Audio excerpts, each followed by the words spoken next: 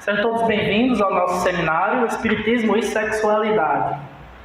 A realização é nossa, do Grupo Espírita Sementes do Cristo, daqui de Acari, e vamos a alguns agradecimentos que eu quero que deixe registrado. Então, agradecimentos especiais, Câmara Municipal de Vereadores, na pessoa do seu presidente, o vereador Rivaldo Lima. Muito obrigado pela cessão do prédio confortável para o nosso evento de hoje. Os trabalhadores da casa, que de forma voluntária organizaram esse evento, a fim de cumprir sua obrigação perante Deus e espalhar a boa nova sobre a terra, combatendo o materialismo e a incredulidade. Também agradecemos a presença de todos os confrades e irmãos das casas espíritas das cidades vizinhas, a Comissão Regional Espírita do Seridó pelo apoio, e aos nossos dois queridos palestrantes que vieram de São Vicente, o Iama Lopes e sua esposa Emanuela Alves. Uma salva de palmas. Então, meus irmãos, o objetivo deste seminário consiste em orientar as pessoas neste período que antecede a loucura da folia sem sentido, popularmente conhecido como Carnaval, onde a libertinagem sexual desregrada arrasta diversas almas para os calabouços dos vícios corporais, atrasando cada vez mais o grande objetivo da encarnação na Terra, que é a evolução espiritual do ser.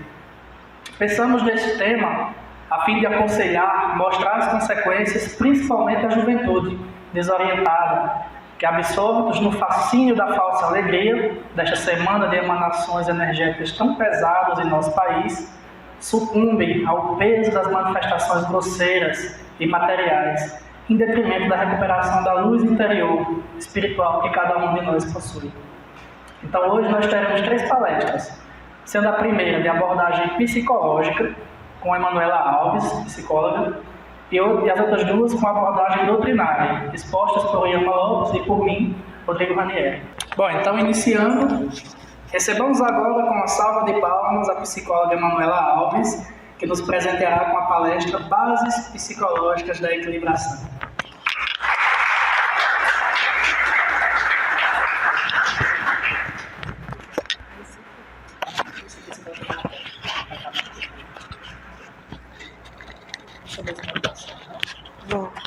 Deixa eu só olhar isso.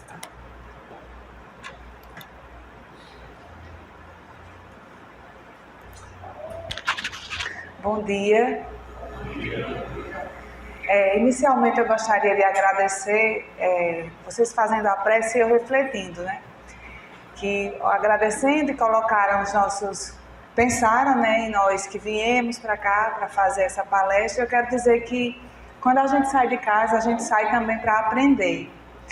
E apesar desse momento que eu venho aqui incitar em cada um de vocês uma reflexão, porque eu sei muito pouco, principalmente desse tema, que é um tema muito complexo, é um tema ainda nos dias de hoje, um tabu, que nós temos medo de conversar sobre ele, desde sempre, desde a nossa infância, adolescência, inclusive na idade adulta, é algo que nos aflige muito, o diálogo sobre a sexualidade. A gente prefere deixar para outra pessoa, não, o psicólogo fala, não, o enfermeiro fala. E a gente fica com esse medo. Eu quero dizer que é muito bom estar aqui, porque eu aprendo muito com vocês, apesar que eu venho falar a partir de uma abordagem, como já foi colocada, uma abordagem da psicologia. Então, nada que eu trouxer aqui tem nenhum vínculo com nenhuma religião, porque nós não podemos, como vocês sabem. Então, o vínculo é total com a ciência. O que a ciência fala em relação à sexualidade? E para tentar ser um pouco ampla nesse assunto, ampla assim, entre aspas, como eu disse, incitar essa reflexão, eu trouxe diversas abordagens que a psicologia discute. Porque quando a gente fala de sexualidade, quem já leu psicologia, quem conhece psicologia, lembra logo de Freud. Pensa logo assim, a gente vai ver a psicanálise, a gente vai estudar as pulsões. Mas eu não vou me limitar e não vou também me adentrar nesse terreno que eu acho muito arenoso, que é o da psicanálise. Apesar que algumas categorias que eu vou trazer são categorias da psicanálise. Mas eu vou aqui tentar com vocês, pensar um pouco mais a partir do terreno da psicologia social. Porque nos dias de hoje a sexualidade ela tem sido mais discutida nesse terreno da psicologia social. E aí a gente vai adentrar também outros temas, que eu não sei se vai ao encontro do que vocês estão pretendendo para o dia de hoje, mas eu acredito que vai fundamentar também, que é a gente discutir a questão de gênero. Não tem como a gente dissociar, tudo bem? Então, eu já trouxe uma pergunta aqui. O que fazer para viver uma sexualidade equilibrada? E eu fiquei refletindo. Existe equilíbrio? Equilíbrio para quem? Equilíbrio de quê? E aí eu queria que vocês pensassem a partir de agora que a gente está falando do equilíbrio maior, do equilíbrio emocional. Porque a sexualidade ela não pode estar dissociada das nossas emoções, porque é algo muito essencial, né? É algo muito pulsante do organismo humano, biológico e também social. Certo? Então não tem como estar dissociado das nossas emoções, da nossa afetividade. Aí eu trouxe aqui um trecho de uma música que eu acredito que todo mundo aqui conhece, de Baby Consuelo e Pepeu Gomes, né? Que diz assim: ser um homem feminino não fere o meu lado masculino. Se Deus é menina ou menino, sou masculino e feminino. Então a gente vai começar a pensar a sexualidade a partir disso, a partir do olhar do todo, e não do homem e da mulher como seres, sexo biológico, masculino e feminino. Mas essa sexualidade que ela vai além da diferença, né, dessa ideia binária de homem e mulher. Então aqui para conceituar um pouco a sexualidade. Esses que estão em amarelo são palavras que a gente, quem der para ler aí, que está mais distante, para a gente focar, para a gente refletir um pouco mais. Mas eu vou ler, eu acredito que fica melhor para a gente compreender. A sexualidade da qual falamos hoje, apesar de sua aparência de consistência, é uma invenção moderna. Aí aqui eu já estou trazendo Foucault. Foucault é um teórico, né, um pensador que esteve mais vinculado à psicanálise. É o resultado dos discursos psicanalíticos, médicos, psicológicos e das regras imperativas dos poderes que estabelecem. Que poderes são esses? Poderes religiosos, judicial, médico, pedagógico e, finalmente, também resultado do sentido do valor de cada um, de sua conduta, da série de deveres que adota, dos prazeres que conhece ou aos quais aspira, seus sentimentos e seus sonhos. A sexualidade é esse terreno que vem sendo construído a partir desses discursos, dessas falas, dessa linguagem, dessas palavras que a gente utiliza, que elas são formadas aonde? Elas são formadas em todos os constituintes sociais, econômicos, políticos, culturais, que são representados pelas instituições, escola, família, judicial. Eles foram, no decorrer de todo o tempo histórico, direcionando a ideia que nós temos de sexualidade. E, por sua vez, isso vai formando a nossa subjetividade. Então, cada pessoa que está aqui, eu, ele, cada um de vocês, individualmente, temos uma sexualidade que não é só nossa, individual. Ela é um resultado de tudo isso que a gente aprendeu e que a gente continua aprendendo. E aí a gente vai construindo esses valores, e esses valores vão sendo representados naquilo que a gente sente, naquilo que a gente se identifica, que é a nossa sexualidade, certo? Então, assim, a série de práticas humanas que materializa nos corpos não existe de maneira natural. Então, não é natural, né? As práticas. Não é natural eu entender que um homem, ele pode ter o desejo sexual e ele pode falar e a mulher não pode. Não é natural. Isso foi uma construção. Não é natural a mulher ter uma relação sexual com outra pessoa, seja ela mulher ou homem, e ela não ter prazer e ela aceitar essa situação, porque ela é mulher. Não é natural. Foi uma construção. Não é algo com que se nasce, não pertence, portanto, ao corpo, se o considerarmos como algo dado no nascimento. A sexualidade não é o sexo, certo? A sexualidade não é o sexo. Sexualidade é uma coisa e sexo é outra. E sim, é um modo de ser que se incorpora a um corpo mediante as práticas. A homossexualidade e a heterossexualidade são incorporais, não formam parte da natureza humana, são modos de ser que pertencem à nossa cultura atual. O que faz parte do corpo? O sexo. O sexo. A genitália, masculina e feminina, é o que faz parte do corpo. O que faz parte das práticas? O que representa essa pulsão? A sexualidade.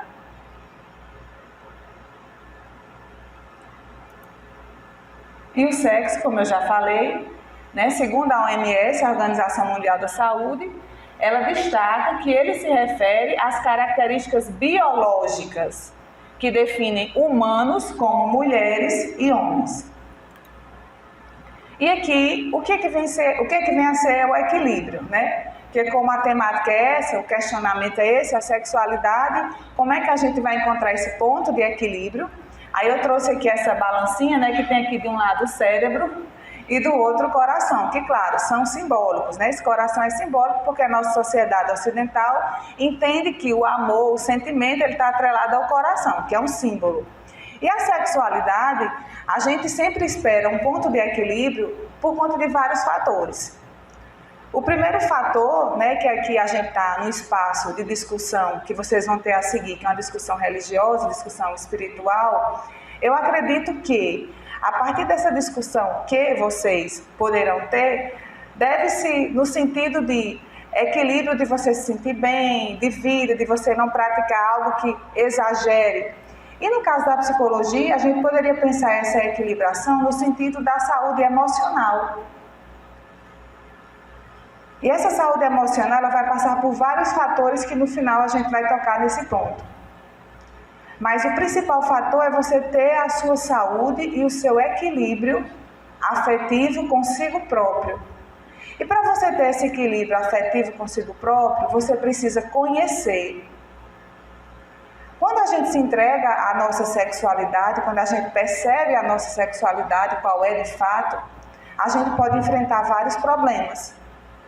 Porque, por exemplo, se a minha sexualidade ela vai contra aquilo que a sociedade entende por normal, eu vou sofrer, não vou?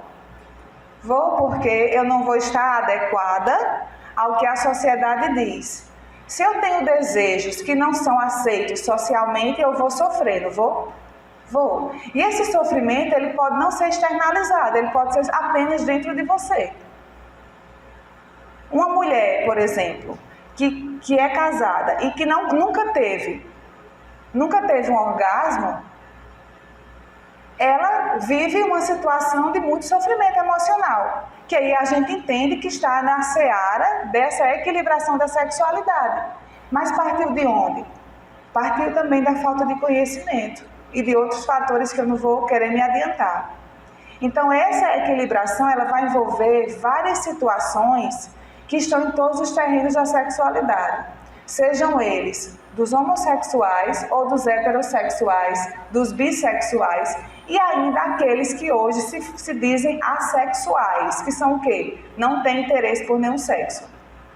São pessoas que dizem que não se identificam nem com o sexo masculino nem com o sexo feminino. Certo? E são novos discursos que estão surgindo e que a gente precisa aceitar e tentar compreender. Porque é da sexualidade. Ah, isso é novo? Não é novo. Ele existe hoje no discurso, mas ele sempre existiu. Só que antes não era dada essa oportunidade da gente falar sobre isso.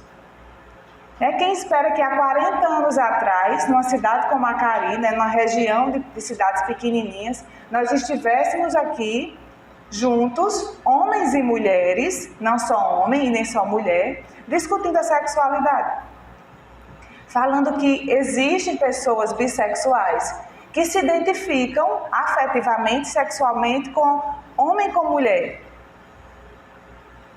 Né? Há 30, 40 anos atrás, há pouco tempo atrás, nós não poderíamos estar aqui, principalmente num espaço como esse. Então, e com a mulher aqui falando, né, abrindo a discussão e chamando vocês para refletirem sobre. E olhando de frente para o homem e falando isso. Nós não teríamos esse espaço que hoje nós estamos tendo. Então, a equilibração vai por esse caminho. E a gente não pode definir a equilibração por quê? Porque cada pessoa é única.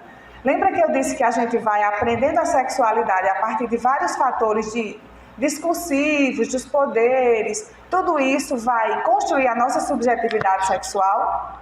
Então, se é uma subjetividade sexual, ela é muito complexa. E se ela é subjetiva, ela é de cada pessoa. A forma que eu vivo a minha sexualidade vai ser diferente da forma que cada um aqui vive. Então, eu não tenho como conceituar uma equilibração nesse sentido. Eu tenho que conhecer. Quando eu conheço, eu passo a aceitar aquilo, né, compreender e a respeitar, certo? Pronto. Aqui eu trago a sexualidade como um dispositivo de saber, poder, subjetivação, que eu estou dando apenas continuidade àquilo que eu já comecei a falar. Aqui eu trago diretamente Foucault, né? Ele diz o seguinte, que em seu projeto genealógico, o autor argumenta que, ao contrário da hipótese de repressão do sexo, que era o que a gente vivia e ainda vive nos dias de hoje, a repressão, porque também não significa que a gente está aqui e todo mundo está livre, não. Quando eu digo livre, não é você assumir que você é homossexual, não é você assumir que você é bissexual, ou você assumir que você tem mais de um parceiro, é hétero e tem mais de um parceiro. Não é isso. É você ser livre subjetivamente. É você se entregar àquela pessoa, você homem e você mulher, que eu não estou falando da mulher, certo? Você homem e você mulher, você saber que está ali, você se entregar e você compreender aquela relação livremente. Então, ainda existe repressão. Ainda existe repressão. Porque a sexualidade ela é muito nossa, ela é muito subjetiva. Então, existe sim a repressão. Contrária da hipótese da repressão do sexo do século XVI ao século XIX, o que aparece no interior das sociedades ocidentais industriais é um tipo de dispositivo chamado sexualidade. Este seria um emaranhado de redes discursivas, isso é Foucault que está dizendo.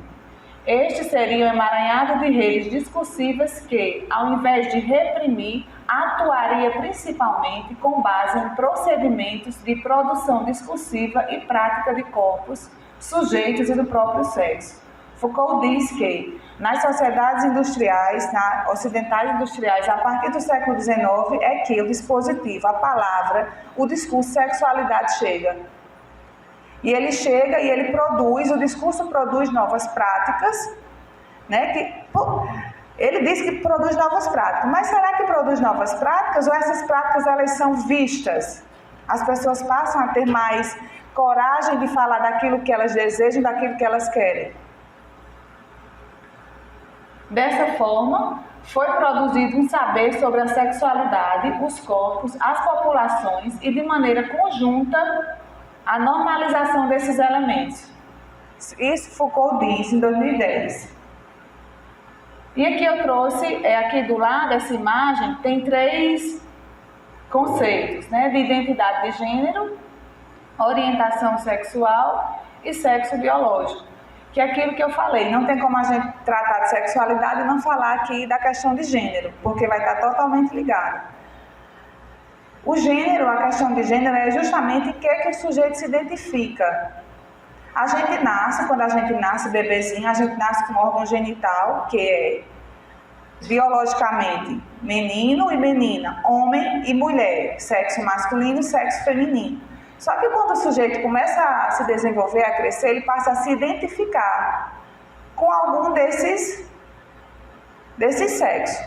Eu posso nascer com sexo biológico de mulher, feminino, mas eu posso me identificar com práticas do sexo masculino.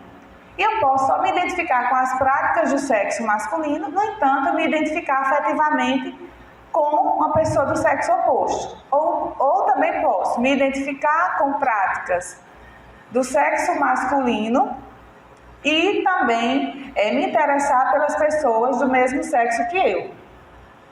Está dando para compreender? Isso é uma identificação. O que é que nós fazemos, a sociedade? A gente normatiza. A gente normatiza as formas de ser.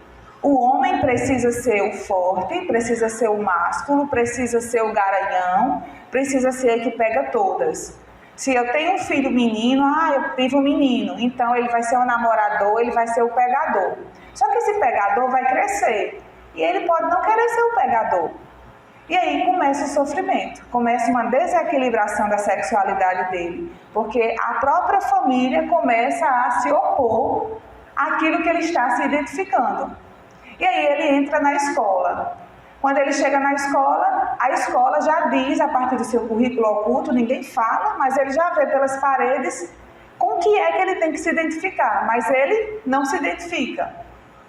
Então não é, a gente acha, não dê a bonequinha não para ele brincar não, menino, que não pode não. Nada a ver. Nada a ver.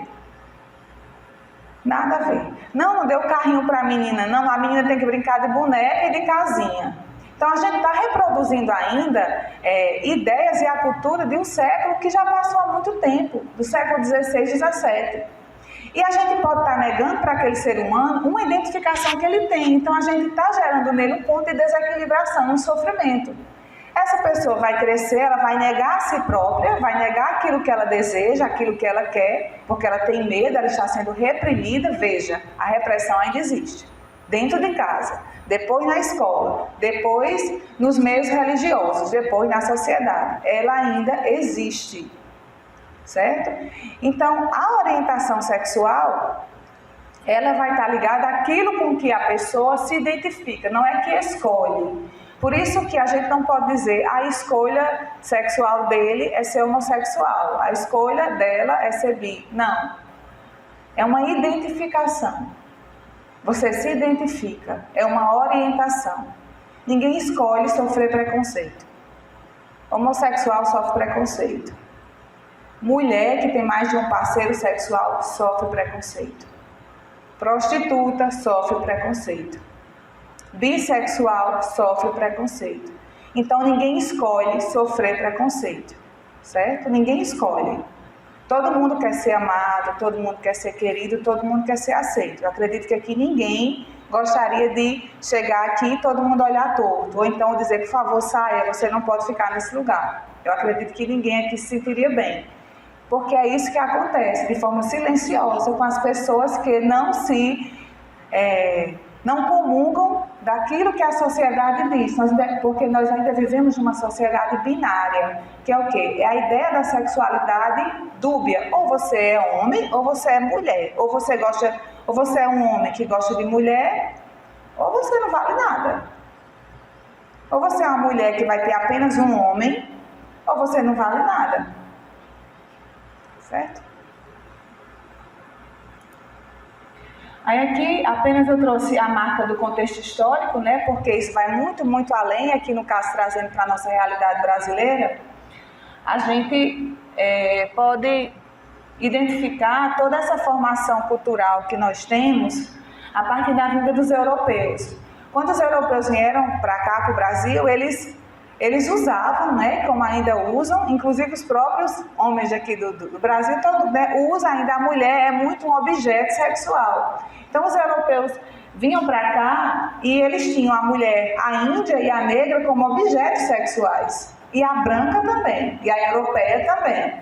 Então aí a gente já começa a ter essa cultura de que o homem é o que manda e a mulher é o que obedece. A mulher que silencia na hora que o homem quer. E ela tem que aceitar todas as práticas que aquele sujeito quer. E trazendo agora para o que o amigo falou no início, dessa véspera, dessa prévia de carnaval que nós estamos aí, o carnaval é um espaço onde o machismo, onde essa cultura do século XVI, ela é muito presente.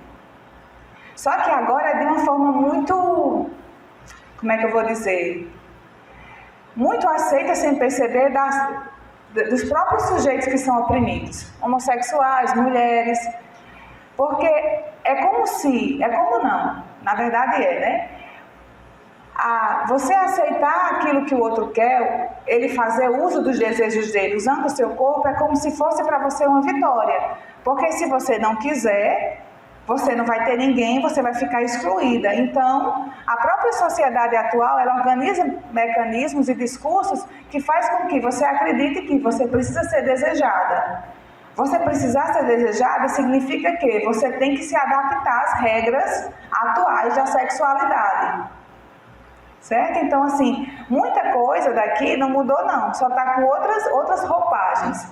E aí nós vamos ter essa ideia do objeto sexual, aí a gente entra também numa categoria de análise, que é para a gente pensar que é a opressão, porque esse desequilíbrio sexual, emocional, vai estar muito aqui, vem ao encontro dessa opressão, né? Esse sujeito que é oprimido pelo outro, porque o sexo faz muito isso, né? Ele faz com que você, muitas vezes, quando você não conhece, você não tem um equilíbrio, você sofra essa opressão do outro. E aí a gente também tem outra categoria, que ela é muito presente na ordem da sexualidade, que é a ideia que a mulher ela é louca e ela é histérica. O próprio Freud, ele trouxe isso, né? E outros teóricos da psicologia social também trazem. Quem mulher, né, quando tem algum tipo de, ou tá com raiva, ou tá na TPM, ou mesmo não quer ter relação sexual com seu parceiro, ou qualquer outra situação, ela não é chamada de histérica. Ah, você é uma louca. Ah, você é uma doida, você não sabe o que você está fazendo. Isso aqui veio, ó, os europeus, ó, e ainda continua. Ah, você é louca, onde é que você viu isso? Não tem nada a ver com o que você está vendo, você está louca? Por quê? Porque a ideia é que a mulher é a emotiva, que enlouquece, e o homem não enlouquece. O homem é o racional, que não enlouquece. Apenas oprime a outra, que acaba tendo que aceitar. E aí eu até lembrei agora que essas práticas, né, desse machismo, que a gente não tem como não falar, ela é muito representada mesmo no carnaval. Eu lembro que o ano passado nós tivemos uma situação de violência contra a mulher, como todos aqui devem conhecer, que foi da nossa região de Seridó, que uma moça foi assassinada, né, justamente por uma questão sexual, em pleno carnaval, na cidade de Caicó. Então, essa prática que aconteceu contra ela foi feita também por uma pessoa que não é de todo vilão. Não é de todo vilão, se a gente for analisar. É resultado disso aí, é resultado de uma criação nossa ainda, né, de criar homens para oprimir, homens para ser macho e mulheres para ficar calada. E aí, infelizmente, em situações como essa, a gente pode estar vivenciando uma violência, que nesse caso se tornou social, todo mundo soube, mas tem várias violências veladas dentro de casas. Aí aqui eu trouxe alguns mitos, né, ligados à sexualidade. Esses mitos, eles estão aqui nesse padrão binário, nessa ideia de homem e mulher. E aqui alguns mitos, né? A mulher deve entregar-se ao homem para satisfazer-lhe o desejo. Quem nunca ouviu isso? Né? Ah, não. Ah, ele vai lhe deixar. Se você não fizer o que ele quer, se você não mudar as posições e tudo mais, ele não vai mais querer você. Esta da novela, né? Vou te usar. Eu vou te usar, é apenas um objeto. E aí a mulher, ela vai e aceita. Obrigada.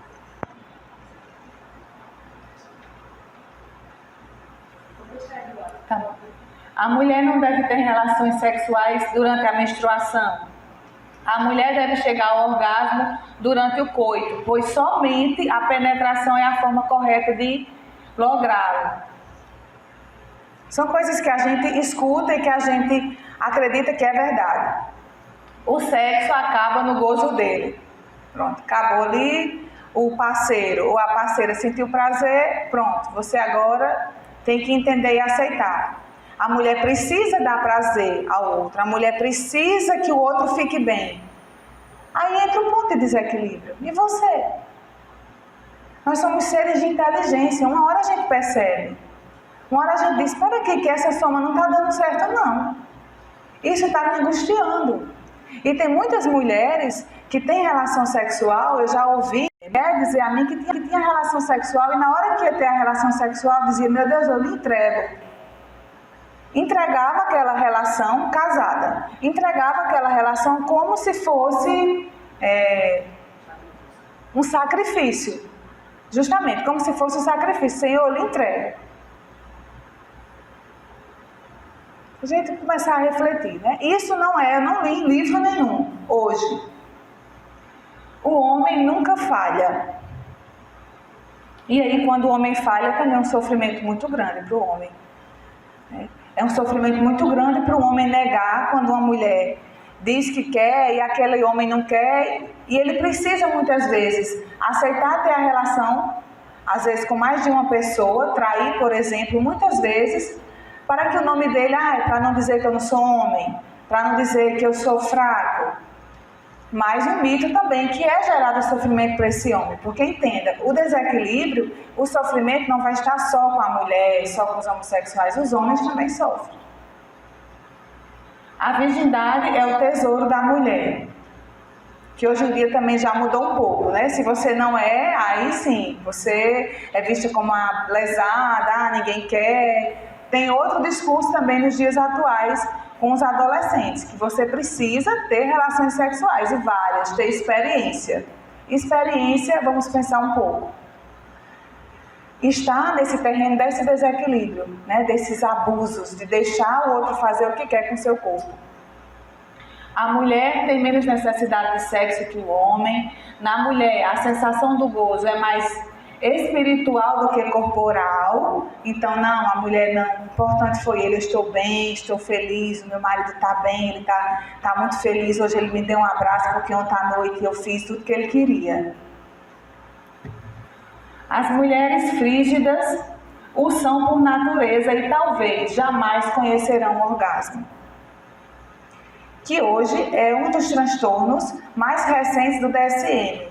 Que o DSM é onde tem todas as doenças mentais. É um novo transtorno que se tem, que as mulheres buscam tratamento, que é chegar e dizer, eu não tenho desejo sexual, eu nunca senti prazer na minha vida, eu sou casada há 20 anos e nunca senti prazer. E aí eu trago uma crítica ao próprio DSM, né, que quando ele diz que isso é um transtorno, ele não está indo atrás da causa. Porque até que ponto é um transtorno? Até que ponto essa mulher de fato não conheceu aquilo que ela precisa conhecer para ela sentir prazer? A menopausa assinala o fim da vida sexual da mulher. Outro mito.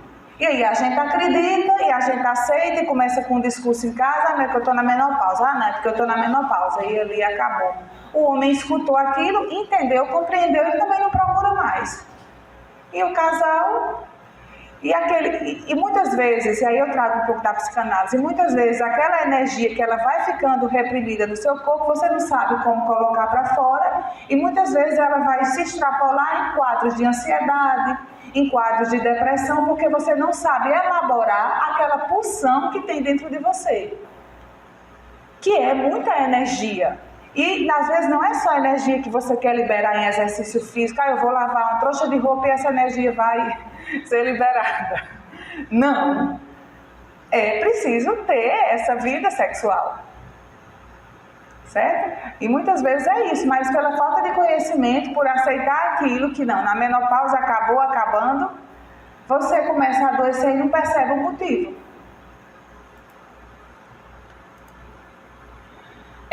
Aqui só um breve resumo da construção da sexualidade, né? Que nós temos, a sexualidade ainda está atrelada a um padrão binário.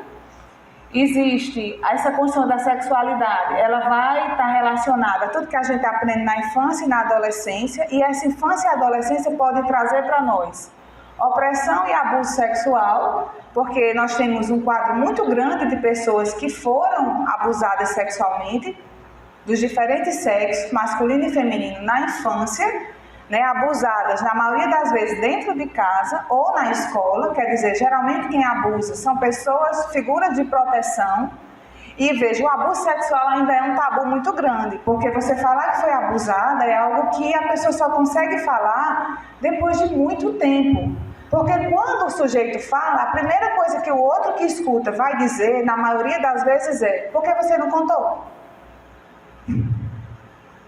É um um sofrimento muito grande.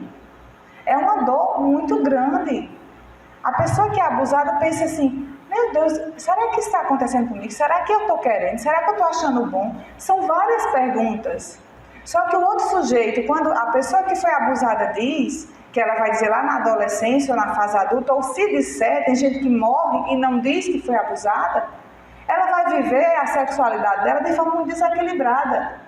Ou ela vai para, entre aspas, para a promiscuidade, fazer tudo inimaginável, porque ela não entendeu a sexualidade, ou ela não vai sentir prazer, ou ela vai escolher parceiros que oprimam ela, porque ela aprendeu que sexualidade é opressão, ela foi abusada. Você está entendendo? E essa pessoa vai, a partir disso aí, entrar em vários pontos de desequilíbrio. E aí tem os outros fatores também, que é a autoestima, que vai estar ligada diretamente à sexualidade, as normas e as regras, que foi aquilo que a gente já falou, que a gente aprende na família, na escola, a ansiedade e o medo, porque a gente aprende, olha, Ave Maria, a primeira vez é muito ruim, a primeira vez é bom, então tudo isso gera uma expectativa, que pode gerar ansiedade e medo. Se teve abuso, também vai gerar ansiedade e medo, por aquela genitália, né? Por aquela forma do toque. A forma que o sujeito me toca me lembra ao outro que me abusou, então eu não vou querer, eu não vou gostar, e eu vou me isolar, ou eu vou aceitar e vou sofrer. Então, assim, é muito complexo. Por isso que a equilibração é muito subjetiva e muito individual de cada um. E também os fatores religiosos. A religião principalmente. Foucault diz que é a religião o grande poder que vai indicar para a gente discursos que vão gerar em nós muito sofrimento. Porque a religião, ela não diz porque assim é assim, porque assim é assado. Ela diz apenas que isso é errado, isso é pecaminoso, isso vai te levar para o mal. Isso é o certo, tem que ser assim, tem que satisfazer. E aí, a nossa sexualidade fica camuflada e cada pessoa que precisa resolver a sua sexualidade. E aí entra em sofrimento e entra nesse ponto de desequilibração. Eu trouxe isso aqui, que diz o seguinte, estava colado num banheiro público, na descarga de banheiro público, né? Que eu achei muito interessante, porque são práticas que existem no dia de hoje, fala muito da realidade também, que também está ligada às práticas já sexuais, e no caso a sexualidade. Hashtag ele não te bate, mas, porém, não te deixa você cortar seu cabelo, porque ele não gosta de mulher com cabelo curto. Ele não te bate, mas te faz pedir desculpas pelos erros dele. Ele não te bate, mas te faz procurar defeitos em si mesma. Ele não te bate, mas te manipula para que você não descubra as merdas que ele faz. Ele não te bate, mas fala para os amigos que você é louca e histérica. Mas ele bate no que há de mais sagrado, que é a nossa essência. E aí também, cabe também aos homens, ela não te bate, mas ela não acredita em você, ela não te bate. E aí outras questões, mas obviamente que eu não vou ser hipócrita, que ainda as mulheres e homossexuais são os que sofrem mais, né? Não poderia chegar aqui e, não, é de igual para igual. Não é. Não é. A gente sabe que não é. E nós mulheres também temos a responsabilidade, porque nós precisamos nos cuidar, buscar ajuda, e quando nós tivermos filhos, meninos, nós precisamos começar a mudar essa cultura. Não adianta, eu sofro do meu companheiro e eu estou ensinando meu filho tudo aquilo que eu não gosto para que ele faça com as outras pessoas que ele conhecer, aquilo que não me fez bem. Então nós também temos a responsabilidade em relação a isso. E aí, já chegando para a parte final, vocês podem me dizer a questão do tempo, viu? Que é o desejo sexual. A gente falou desse panorama geral, sexualidade, sexo e o desejo sexual. O que é? Para a maioria das pessoas, o conceito de desejo sexual evoca visões de uma força energizante que motiva a buscar ou incitar expressão e alívio genital. Estou falando a partir de Freud. A chamada pulsão sexual tem sido considerada tradicionalmente uma fonte instintiva, espontânea e incessante de motivação sexual. Acreditava-se que ela existe dentro do indivíduo e tivesse uma base biológica. Associada a essa ideia está a crença antiga de que, se não tiver permissão para se expressar livremente, a suposta pulsão sexual buscará manifestação por outros meios. O modelo de redução da pulsão do desejo sexual alcançou seu apogeu com a teoria da libido de Freud. Tal perspectiva afirma que o objeto primário da expressão sexual é aliviar a tensão libidinal e restaurar o equilíbrio emocional. Esse conceito de desejo sexual está diretamente ligado ao fator biológico. Totalmente. Os estudos que Freud fez com mulheres, Freud estudava mulheres que eram histéricas. O que eram histéricas? Por exemplo, era a gente na TPM, ok? Quem nunca ficou histérica na TPM aqui? Chorando, gritando, eram elas. Freud entendia que era ligada à questão libidinal. Elas precisavam colocar para fora aquilo que elas sentiam. E faz sentido, em alguns fatores faz sentido. Né? Que muitas vezes essas nossas angústias, elas não são só de fatores hormonais, mas também é muita coisa que a gente não fala, que a gente não diz que sente, e a gente acaba ficando em sofrimento, ansiosos, alguma coisa nesse sentido. E para Freud, era simplesmente a questão da sexualidade. E aí o que ele fazia com as pacientes dele? Ele trabalhava com várias técnicas, inclusive de hipnose, para que elas pudessem colocar para fora aquilo que elas queriam falar. E elas tiravam a roupa, e elas gritavam, e elas saíam pelas ruas, que aí ficava como louca e histérica. Mas na verdade elas estavam colocando para fora tudo aquilo que elas sentiam. Se eu falasse para vocês a partir de outra abordagem da psicologia, que é a abordagem behaviorista, que é da terapia cognitivo-comportamental, eu ia dizer o seguinte, que essas loucas histéricas, elas aprenderam a acreditar em uma crença delas, que se chama crença central, e por causa dessa crença central, elas têm pensamentos automáticos e emoções ligadas àquilo que elas acreditam. Por exemplo, se eu acreditar, não, eu não posso negar nunca ao meu esposo quando ele quiser ter relação sexual. A partir do momento que eu negar, eu posso ter um pensamento automático. Ah, ele não vai gostar de mim. Ah, ele vai me trair. Ah, eu não sou uma boa mulher. Ah, ele vai arranjar outra. Entenderam? Isso é outra abordagem. Nessa outra abordagem da psicologia, o que entende? Que além dos fatores biológicos, os fatores sociais e culturais vão influenciar no desejo sexual. Então, a psicologia já ampliou essa ideia. Não é só a pulsão. A pulsão deixa a gente acreditando que a culpa é só nossa. Mas aí, quando a gente amplia para outras abordagens, a gente entende que o desejo sexual se relaciona a outros fatores. Aqui eu vou ler só essa parte que está em negrito.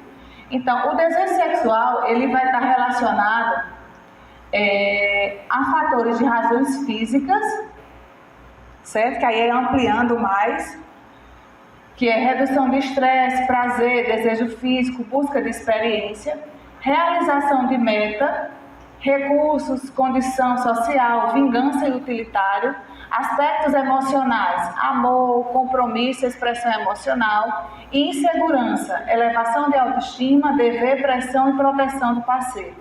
Todos esses fatores estão ligados ao conceito de desejo sexual. Então, desejo sexual pode estar ligado a amar. Ah, eu só tenho desejo sexual se eu me apaixonar. Se eu não me apaixonar, eu não tenho desejo pela pessoa. Mas aí eu posso, aqui nesse outro conceito, de vingança. Porque eu quero me vingar, eu tenho desejo sexual. Meu marido me traiu, eu quero trair com outro homem. Eu vou buscar outro homem para trair meu marido. Então, isso é uma vingança e eu vou passar a ter desejo sexual, de verdade. Então, são fatores que estão na ordem do conceito de desejo sexual. Que pode não ser o de vocês, mas tem outras pessoas que são assim. A pesquisa tem demonstrado essa pesquisa que eu trouxe, que é o único artigo que eu encontrei que fala diretamente sobre desejo sexual, artigo de psicologia. A pesquisa tem demonstrado repetidas vezes que desejo, excitação e a presença ou ausência do comportamento sexual nem sempre coincidem nas mulheres. O que a pesquisa diz? Que quando se estuda os homens, os comportamentos sexuais entre eles são muito parecidos, mas entre nós não. Entre nós mulheres, os nossos comportamentos se diferem muito umas das outras. Por isso nós somos tão complexas. É porque cada uma viveu a sua sexualidade de forma bem diferente. Aí já para o homem não, como é um padrão único, e eles têm mais liberdade de colocar para fora aquilo que eles estão sentindo sexualmente, então o comportamento tende a ser mais parecido uns com os outros. Deve ser salientado que não há de forma alguma uma frequência de relações sexuais que defina a normalidade sexual. São todos resultados dessa pesquisa. Então, não existe isso. É normal fazer sexo todo dia. É normal fazer sexo uma vez por mês. Não existe uma normalidade. Existe para você se sentir bem, você estar feliz.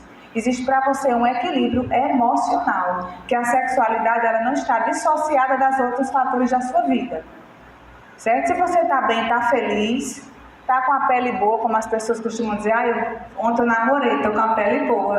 Não precisa só namorar para estar com a pele boa, não. Às vezes você namora e você foi abusada a noite toda.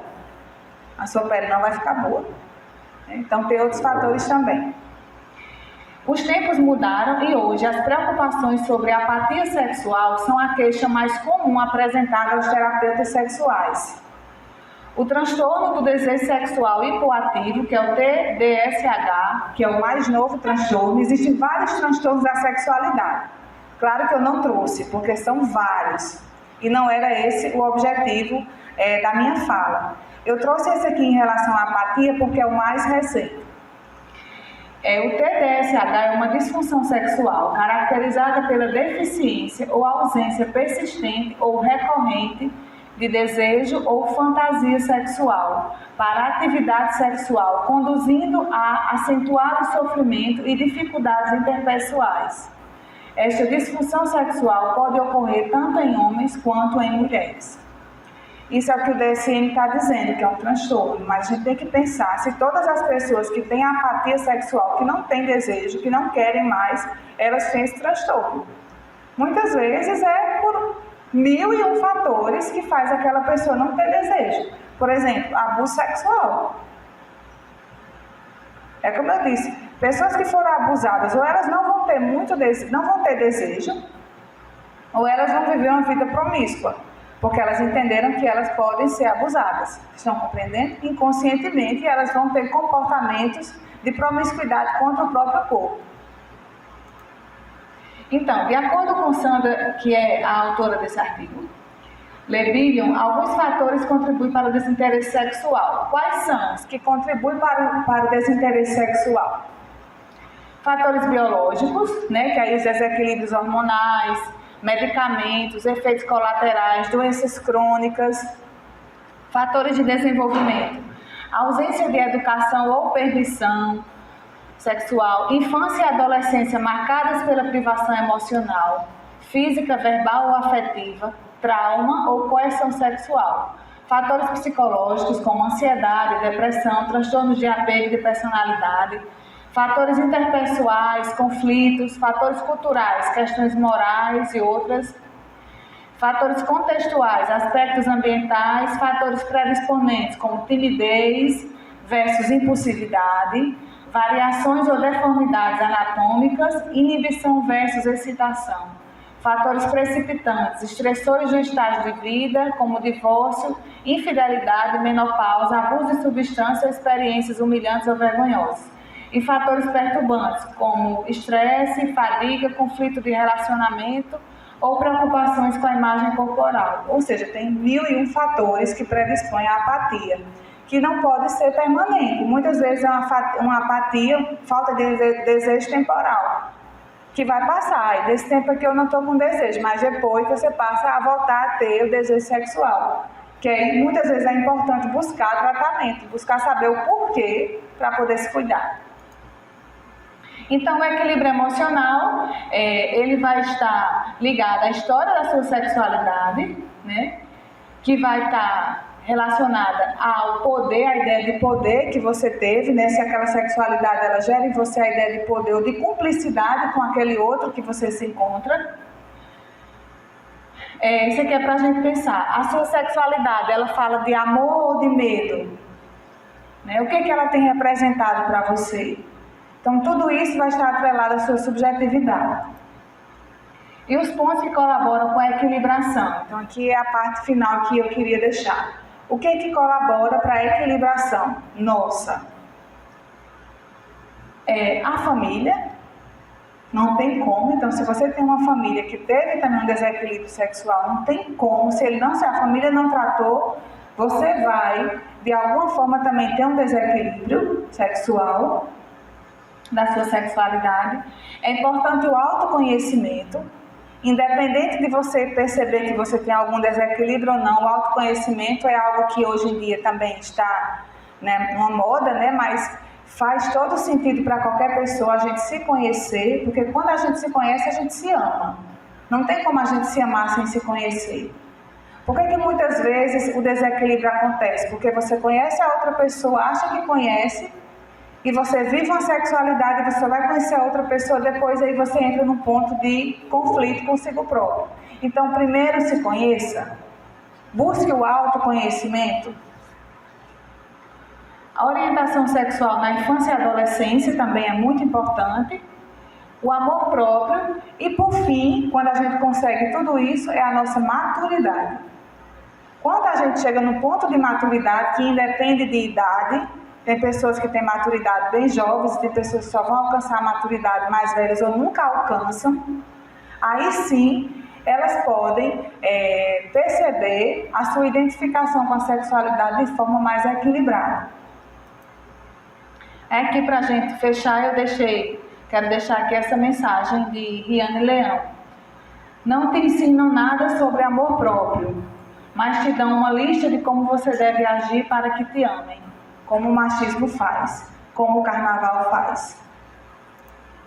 Aqui algumas referências, e eu gostaria mais uma vez de agradecer e dizer que a ideia era de suscitar uma reflexão, espero que tenha ajudado de alguma forma. Muito obrigada.